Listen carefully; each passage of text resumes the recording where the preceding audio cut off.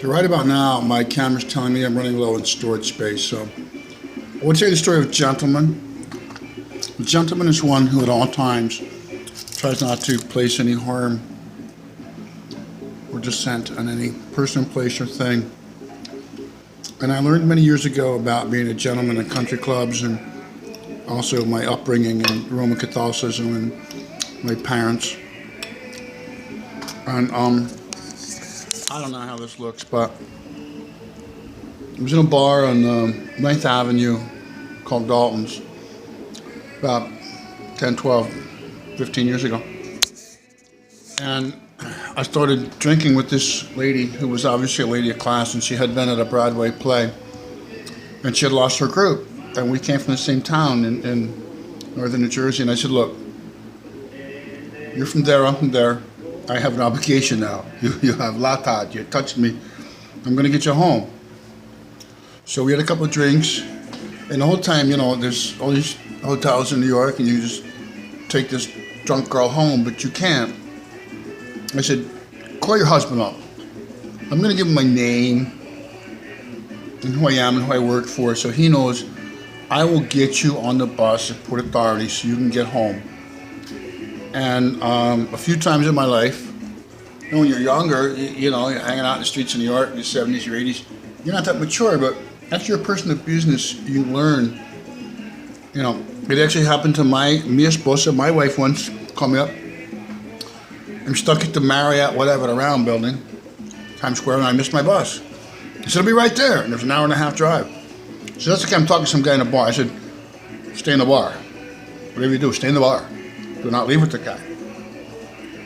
And then, like, you know, 8 years later, I was divorced, and there I was, same circumstance. A young lady who had been to a Broadway play with a bunch of people. This is the meal that I just cooked. It's Saturday night, Sunday morning, and the music is playing. And when the music is playing in New York, you never really know what's going to happen. So I had her call this guy up, a very, I'm not talking like rich city, upper middle class, more than that, no, very rich city, in northern New Jersey, and I said, sir, I asked your wife to call you because this is who I am. I understand she's had a few drinks, it was at a Broadway play, and she missed her bus home. And I told him, it happened to my wife 10 or 12 years ago, and somebody took care of my wife until I got there. I said, so I'm going to put her on the bus. I'm going to walk her to the Port Authority. I will make sure she gets through all the sleaze to get to the bus, Port Authority. I will make sure she's on the decamp bus line to your town, 33 or 88. And that's how it works. You know, one gentleman does another gentleman a favor. Gentlemen, do not take advantage of intoxicated ladies. And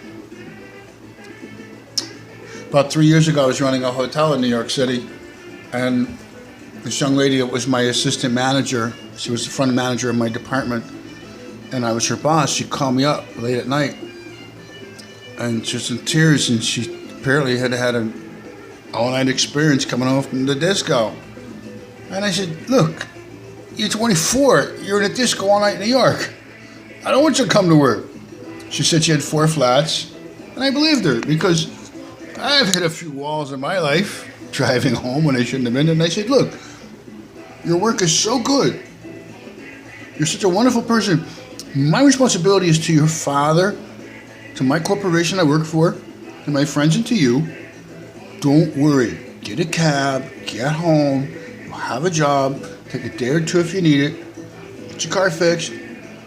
And that reminded me of the night that I was in Dalton's, where 8 hours I drank with this lady, and the more and more we drank, the more and more she kept trying to, you know, like, she's losing it, and we could have went to Millennium. I said, I can't do that. I said, you told me you're from my town. we pride ourselves in being upper middle class gentlemen, if not higher than that. And I was always just upper middle class. I was never rich, but listening to the salsa tonight